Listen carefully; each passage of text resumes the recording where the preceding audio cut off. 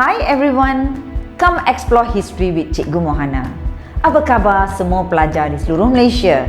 Cikgu percaya semua sehat-sehat dan sedia belajar bersama Brainiac.my. Kali ini kita akan melihat unit 1.2 iaitu tentang ciri-ciri kedaulatan. Apakah ciri-ciri kedaulatan? Mari kita lihat sekarang. Kedaulatan merupakan kuasa tertinggi dan kewibawaan sesebuah negara. Sesebuah negara ada kedaulatan apabila negara itu dipandang tinggi dan diiktiraf oleh negara luar. Dalam erti kata lain, kedaulatan bermaksud hak yang ada pada negara yang bebas dan merdeka. Kita lihat jenis kedaulatan sekarang. Pertamanya, kedaulatan tradisional. Kedua, kedaulatan moden. Ketiga, kedaulatan undang-undang. Keempat, kedaulatan antarabangsa. Kedaulatan ditakrif mengikut garis masa dan berdasarkan undang-undang. Misalnya, kedaulatan tradisional dan moden adalah dikaitkan dengan garis masa. Kita lihat apakah kedaulatan tradisional. Kedaulatan tradisional merujuk kepada sistem pemerintahan berkuasa mutlak yang menguasai sepenuhnya segala urusan negara. Kedaulatan ini wujud sejak tamadun awal manusia.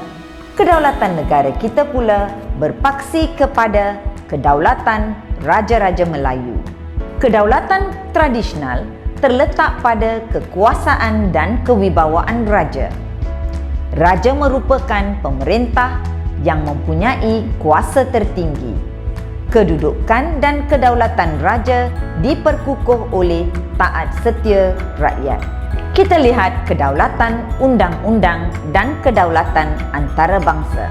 Kedaulatan undang-undang dan kedaulatan antarabangsa ditakrif mengikut undang-undang.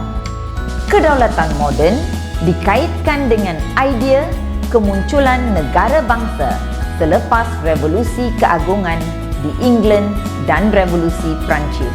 Kedaulatan juga dikaitkan dengan hak rakyat dan kerajaan berperlembagaan.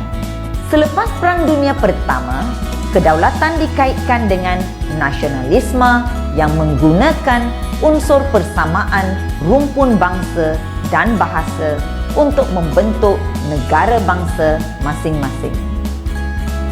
Jadi, kedaulatan negara kita sebagai sebuah negara bangsa adalah lahir dari gabungan negeri yang dikenali sebagai Persekutuan Tanah Melayu 1957 dan Persekutuan Malaysia 1963. Kedaulatan undang-undang pula adalah di mana kerajaan dan rakyat terikat oleh undang-undang yang perlu dipatuhi. Undang-undang menjamin keadilan dalam kehidupan masyarakat serta menjadikan negara aman, stabil dan makmur. Badan kehakiman yang bebas dan berwibawa diwujudkan untuk memelihara dan melaksanakan kedaulatan undang-undang. Prinsip keempat dalam rukun negara juga mementingkan kedaulatan undang-undang. Seterusnya, kita lihat kedaulatan antarabangsa, di mana ia merujuk kepada pengiktirafan pertubuhan bangsa-bangsa bersatu terhadap sesebuah negara yang tidak boleh dicabuli oleh negara lain. Deklarasi Hubungan Persahabatan PBB 1970 mengesahkan prinsip persamaan kedaulatan dari segi undang-undang antarabangsa. Keanggotaan negara kita dalam PBB membuktikan bahawa dunia mengiktiraf negara kita sebagai negara yang bebas, merdeka dan berdaulat. Pemerintahan negara yang berdaulat diwujudkan untuk menjaga kestabilan politik, keamanan, pertahanan dan ekonomi. Pemerintahan dijalankan secara teratur di mana Malaysia adalah sebuah negara persekutuan yang mengamalkan sistem raja berperlembagaan dan demokrasi berparlimen. Ketua utama negara ialah Yang di-Pertuan Agong dan Ketua Kerajaan ialah Perdana Menteri yang dibantu oleh Jemaah Menteri.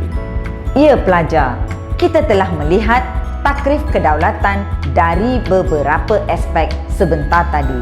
Jadi, pelajar perlulah memastikan memahami semua takrif tersebut untuk menjawab soalan. Ingat pelajar, sedikit-sedikit lama-lama menjadi bukit.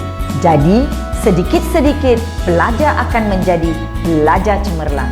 Sehingga di sini sahaja. Salam sayang dari Cikgu Mohana. Bye untuk hari ini.